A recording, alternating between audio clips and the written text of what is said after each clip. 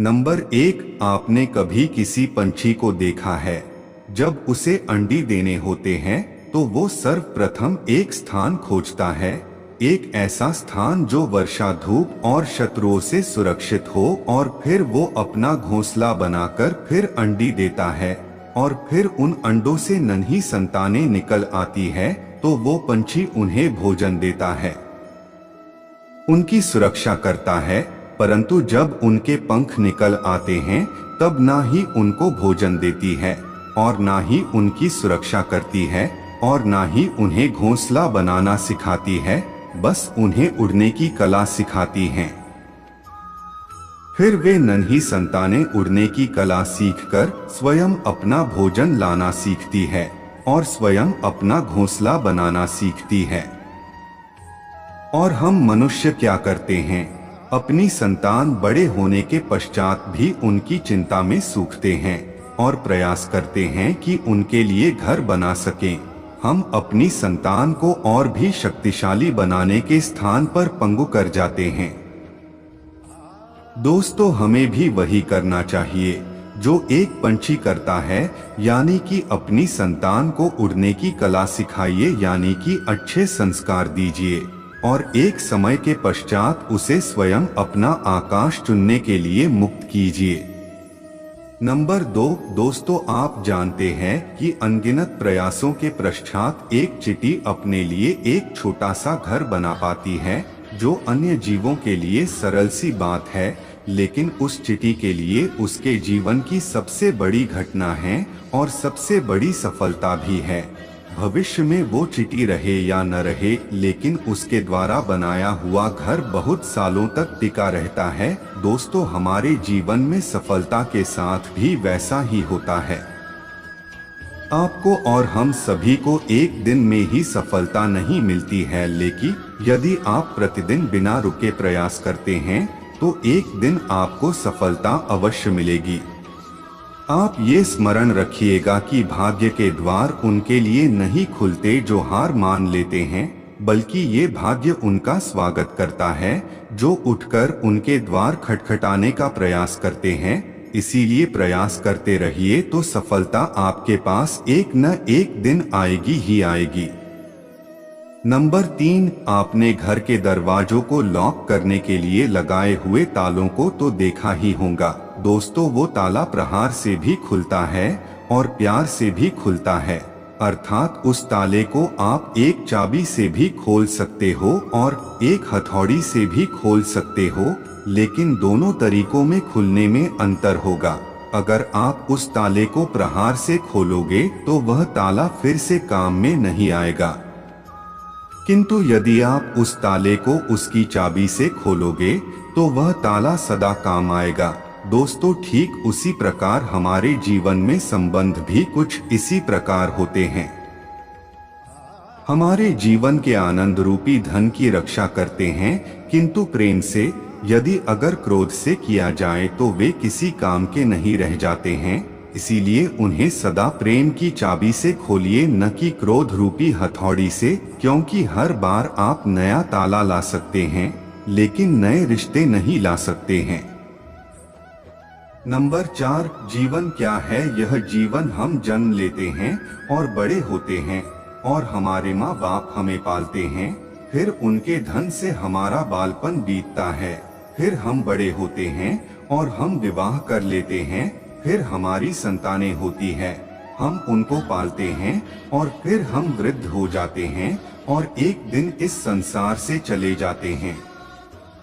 दोस्तों, आपके और हम भी के जीवन में यह प्रश्न कई बार आता होगा, है ना? अब मैं आपको एक जल के जीवन के बारे बताता हूँ। सागर से भाप बनकर उठता है, मेघ बनकर बरसता है और फिर नदी बनकर फिर से सागर में करता है, किंतु कभी ये प्रश्न नहीं करता कि उसका जीवन क्या है और उसका उद्देश्य क्या है। कैसे? आइए जानते हैं। जल हर भाव जीता है और जितना बन सके देता जाता है। जब सागर में होता है तो असंख्य जन जीवों को जीवन देता है। जब सागर से भाप बनकर मेघ बनता है तब किसानों को आशा देता है कि फसल पुनः उपजेगी। जब वर्षा बनकर बरसता है तो इस सुखी और प्यासी धरा को सिंचता है, और जब नदी में प्रवाहित होता है तो किनारों पर वनस्पतियों को जीवन देता है। परंतु जरा ये सोचिए कि क्या ये जल कभी ये सोचता होगा कि उसका जीवन क्या है और उसके जीवन का उद्देश्य क्या है? नहीं, बस वो अपने धर्म का पालन करता है और जितना हो सके सबको आनंद देता जाता है। इसीलिए जीवन में कभी भी ये प्रश्न मत कीजिएगा कि ये जीवन क्या है और इस जीवन का उद्देश्य क्या है। बस इस जीवन को अच्छे कर्म करते हुए जियो और जितना हो सके सबको को आनंद देते रहिए। फिर आपका मन प्रसन्न होकर बोलेगा कि राधे राधे। नंबर 5, दोस्तों, कभी वर्षा के कारण बने कीचड़ से होकर आप कभी अपने घर गए हैं तो आपको पता ही होगा कि पादुका पहनने के कारण उस कीचड़ से तो आप बच जाते हैं, किंतु उन पादुकाओं द्वारा उड़ने वाली बूंदें आपके वस्त्रों को मैला कर ही देती हैं, किंतु फिर भी उस बूंदों से आपके वस्त्र गंदे हो जाएंगे। इस कारण से आप चप्पल पहनना तो नहीं छोड़ते हैं ना। ठीक इसी प्रकार जीवन में कुछ ऐसे लोग भी आते हैं पादुका के भांति, जो आपको कीचड़ से तो बचा लेते हैं, लेकिन वस्त्र रूपी आपके मन पर शंका के दाग लगा ही जाते हैं। इन लोगों के कारण से मन को खिन्न करने की आवश्यकता नहीं है, बल्कि आवश्यक है यह सोचना कि आपको आपके पाप कीचड़ से बचाने हैं या आपके वस्त्र, अर्थात हमें हमारे जीवन में गंभीर होना अच्छी बात है, लेकिन अगर आप हर बात को गंभीरता से लोगे तो इस जीवन का आनंद समाप्त हो जाएगा। दोस्तों, ये संसार अनित्य है, यानी कि यहाँ पर ऐसा कुछ भी नहीं है जो सदा के लिए जीवित रहेगा। इसीलिए श्री कृष्ण कहते हैं कि जब तक ये जीवन है तब तक आप संतोष और आनंद से जिए, स्वयं पर छिटकने वाले कीचड़ पर ध्यान न दें, बस आनंद बांटते रहिए। नंबर 6, मनुष्य को जब सफलता मिलती है तब उसमें जागता है अहंकार, और ऐसे में मनुष्य हमेशा एक बात भूल जाता है, झुकना। और मनुष्य सोचता है कि मैं क्यों किसी के समक्ष झुकूं, और ऐसा इसीलिए हो जाता है क्योंकि मनुष्य एक बात भूल जाता है कि इस संसार में उसने जो कुछ भी प्राप्त किया हुआ है वह सब झुककर ही प्राप्त किया हुआ है। बालपन में चलना सीखा तो इस धरा पर झुककर, और गिरकर बड़ों का आशीष लिया भी झुककर, और उसके साथ ही किसान को फसल काटने के लिए भी झुकना पड़ता है। नम और कुएं से पानी निकालने के लिए भी पात्र को झुकना पड़ता है। भगवान से आशीर्वाद प्राप्त करने के लिए उनके समक्ष हमें झुकना पड़ता है। आंधियों में वृक्ष कैसे सुरक्षित रहते हैं, झुककर, और सम्मान कैसे पाया जाता है, झुककर।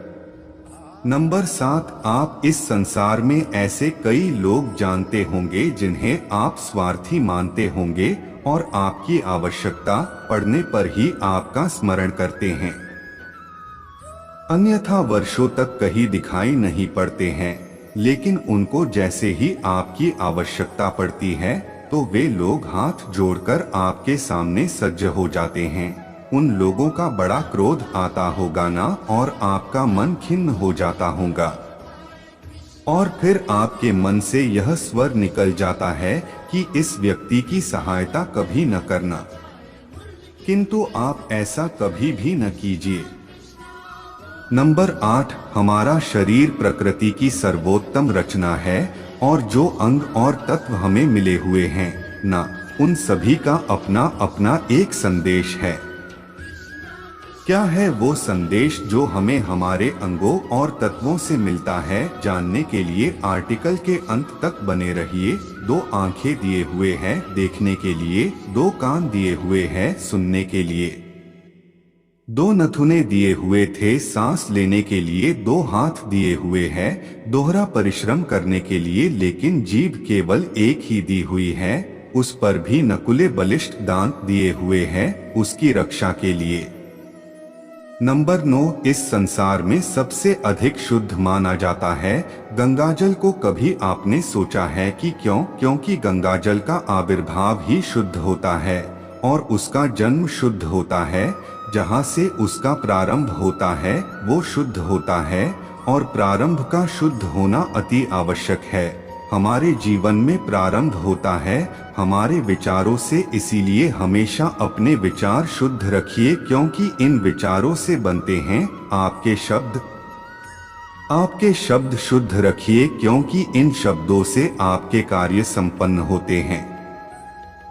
आपके कार्य शुद्ध रखिए क्योंकि आपके कार्य आपका स्वभाव बनाते हैं। नंबर 10, यदि मैं आपसे पूछूं कि दूध और माखन इन दोनों में संबंध क्या है, तो आप कहेंगे कि ये तो सरल सी बात है, दूध से ही तो माखन बनता है।